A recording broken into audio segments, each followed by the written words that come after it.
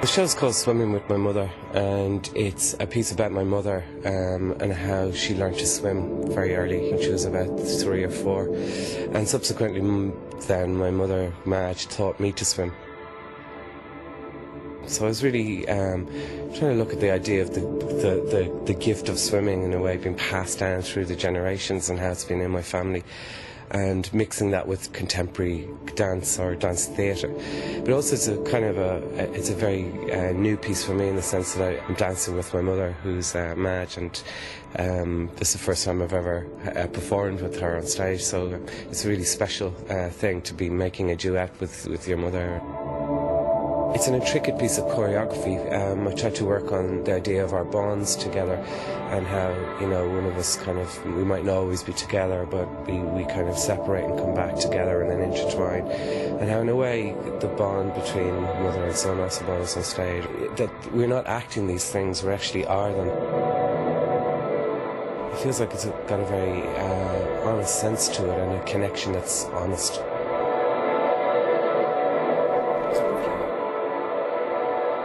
Hilary, this is clearly a great idea, but it occurred to me on the night the chances of this actually happening must be quite slim. A choreographer and his mother performing this piece. Yeah, it is. I mean, it's a very unique piece, and it's an amazing production.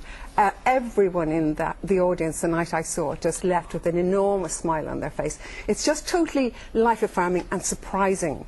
I mean, he wrote this piece as a tribute to his mother, and it's about dance, it's about swimming, and it's through dance. And clearly, David Bolger is, you know, a wonderful dancer, worldwide reputation as a choreographer and director. And his mother is no mean dancer herself, though she is not young. And you can see by her... But she's a very serious swimmer. She's a serious swimmer. She's a swimming instructor and still swims half a mile a day in the pool. But it's remarkable what they managed to achieve on stage.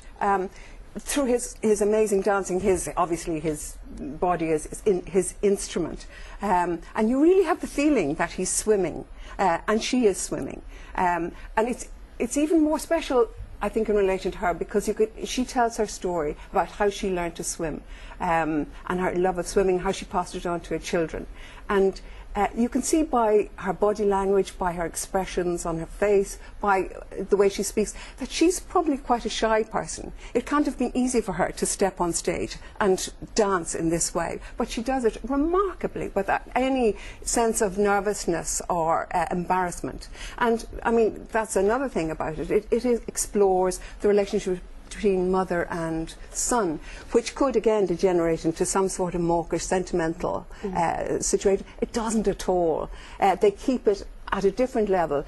It deals with humour, it deals with loss, it deals with sadness, and it deals with great joy, particularly their joint love of both dancing and swimming. It's absolutely fantastic. It's part of the Bealtaine festival at the moment, which celebrates creativity in older people, and this is just a great example of it. I must say though, Harry, when I was there, I was conscious that all critical faculties were suspended, because you're going, look, there's everybody's mammy up there. Yeah, exactly. You can't be mean about mammy now. Yeah, or frankly, can you be entirely unsentimental about anybody's mammy? But that aside, it was brilliant. Oh, it is brilliant. And I saw it in Portlaoise in the Dunamace Arts Centre there, and again, everyone was just overjoyed with it. I will say that the short film that they show at the end of it, Deep End Dance, it's just as well that it's left to the end, because that is so magical, so unbelievable, so strange and fantastic what David Bolger can do underwater, and his mother indeed as well, that to switch from that to mere air and the full force of gravity that they have to deal with when they're actually on the stage would have been a bit of a letdown. As it is, it's just a wonderfully magic finish to something that's already quite magic. And I loved the voiceover narration, particularly from the mother, because it was a kind of, to combine that with dance, it was a life story told through the physical side of her life. She was telling her life story on the basis of her dancing and swimming. It was a memoir of her body.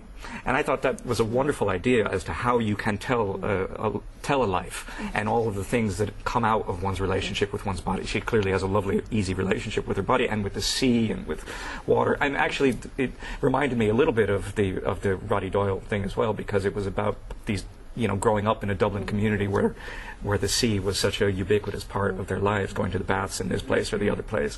It was absolutely lovely. Jessie? Yeah, I really enjoyed it. Everybody, I think you were sitting next to me, everybody walked out and they had this big smile on their face, because it is everybody's mother up there performing.